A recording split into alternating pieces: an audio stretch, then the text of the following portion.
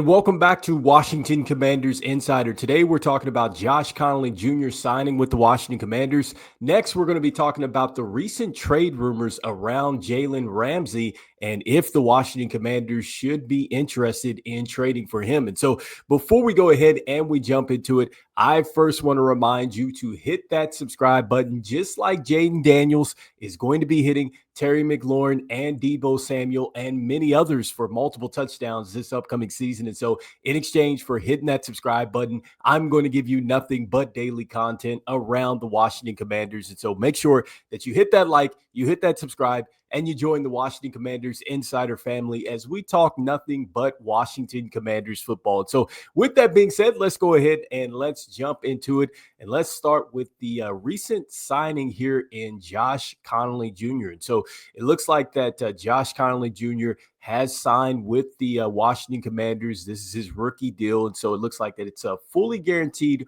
4-year deal that is right around $15 million here. And so it looks like that, according to just what has been going on here around the NFL, there's just 10 first-round picks that are unsigned with training camp still about 2 months away here. And so, look, for the Washington Commanders, I think that this is huge because I think that when you're talking about solidifying that offensive line, I think that that is very important for the Washington Commanders.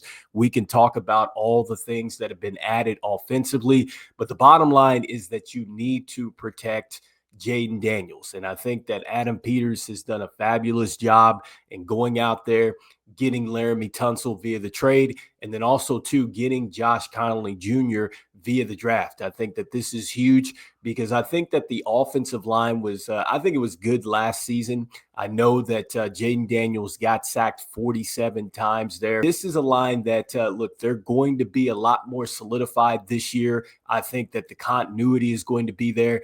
And I think that when you go out and you sign your first round pick like this, I think that that just goes ahead and that eliminates any type of distractions that can come up in the season for you already. Because I think that when you get guys into camp now, you can get them on the same page. They're not missing time. Like, I think that that really is super impactful for your team going forward. And we've talked about this several times with the Washington Commanders. They have a huge uphill battle this upcoming season. And so, yes, they've gotten better, but the NFL has gotten better around them. And you know that the Washington Commanders are certainly going to be on their list. There's the national games where you're going to see the team in more of a spotlight there. They're going to be on a television show, the Hard Knocks. And so you're going to see that type of eyes on you. And then we know, just with the type of season that Jayden Daniels had this last season, you know that there's going to be a lot of pressure there for him to take a step forward. And I just feel like that the team has done everything that they could do as far as offensively and defensively to help him take that next step here. And so I think that this was huge. I'm glad that Adam Peters and the front office got this done. I'm just hoping that we take care of all the rookies and things like that, make sure that they are not going to miss any time. I think that this is important, that this team continues off well like this, and they're coming together this early because they are certainly going to need this. And, another note here, too, it doesn't have anything to do with a signing or anything like that, but just you're seeing the images out there of players just coming back. They're in the voluntary workouts and things like that, seeing Jayden Daniels, Bobby Wagner, and other veterans out there. They're already working. You can just tell that the energy and the focus is all about pushing past where they were a season ago. And hopefully we get a chance to see this team push into the Super Bowl and hopefully hoist up the Lombardi Trophy. But this is a huge step here for the Washington Commanders. And so that leads me to the next part of the video here. And we're talking about Jalen Ramsey. And so really haven't talked too much about this with Jalen Ramsey. And I guess I was just going ahead and doing some digging here. And I guess, things have certainly heated up a little bit more because Jalen Ramsey is now linked to, I believe, the Dallas Cowboys, the Philadelphia Eagles. I've seen where the Washington Commanders are in there as well.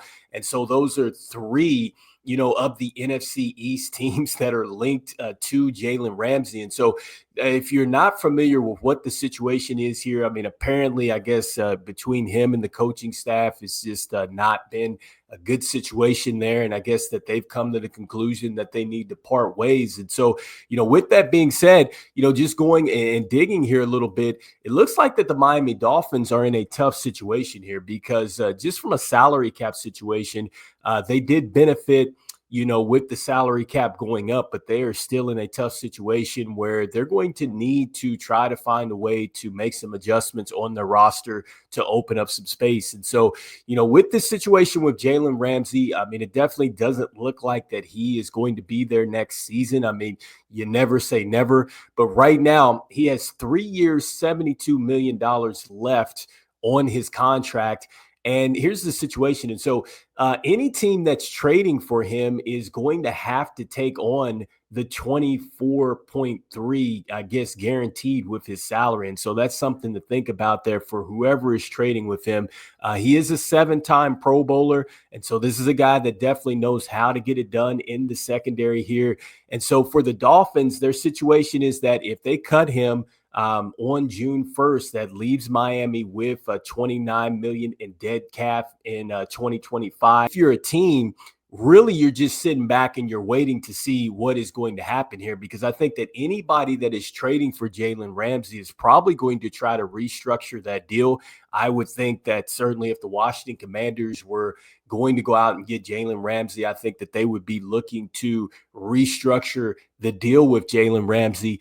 And I just think that you definitely want to do that if you're trading for him. And I think that if you're waiting to see if the Dolphins cut him, that way you can go out there, you can get him, and you don't have to worry about taking on money and things like that. And so that's another thing that I think strategically whoever's interested in him would do. And so, with Jalen Ramsey and his production, I mean, look, there is nothing on, the numbers that just show you that he's not going to produce, because look, last season, tough year for the Dolphins. He still had 60 total tackles there. He still had a sack. He still had 2 INTs as well. The season before with Miami, he had 3. With the Rams, where he won a Super Bowl, he had 4. He had 4 again with the Rams the season before that. And so this guy has been super productive in the league. And I just think that, look, if you can just go ahead and I guess you can deal with the things like that come with him as far as the baggage is concerned, then I guess it would be worth it.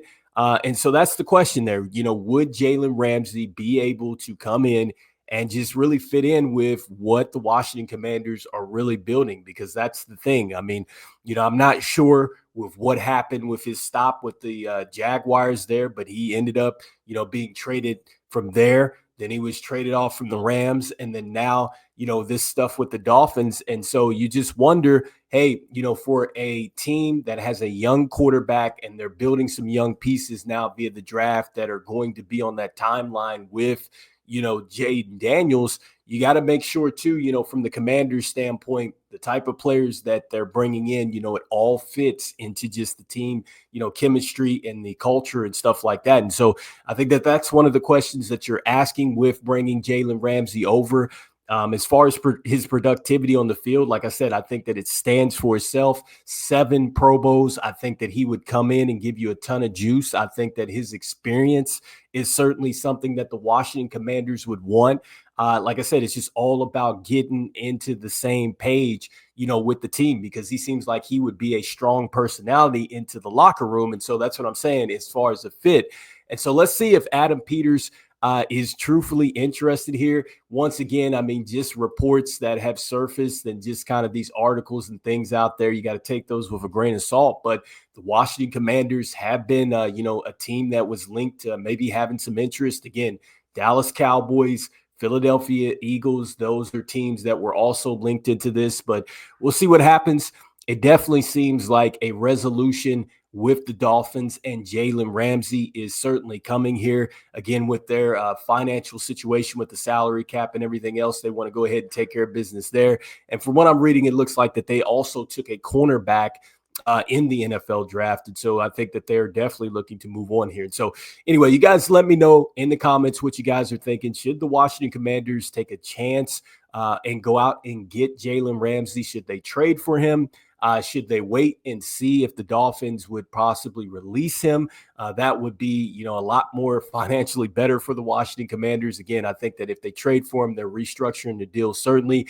And then lastly, what do you guys think about Josh Conerly Jr., getting taken care of here? I think that this is huge, like I said, for the football team to just, again, they just want to minimize all the distractions there. You want to make sure that you have all your players, to as many workouts as possible, not missing anything, because I think that that stuff really helps your team move forward when you don't have those type of distractions. You have had nobody missing any training camp days and stuff like that. And I also think that, hopefully we get some good news coming up with Terry McLaurin, that he gets taken care of. You get him back in the building again, and he continues to get back working with the rest of the group and everything else. So you guys let me know in the comments what you guys are thinking. And as we always say, go Commanders, and I will see you guys on the next one. All right, peace.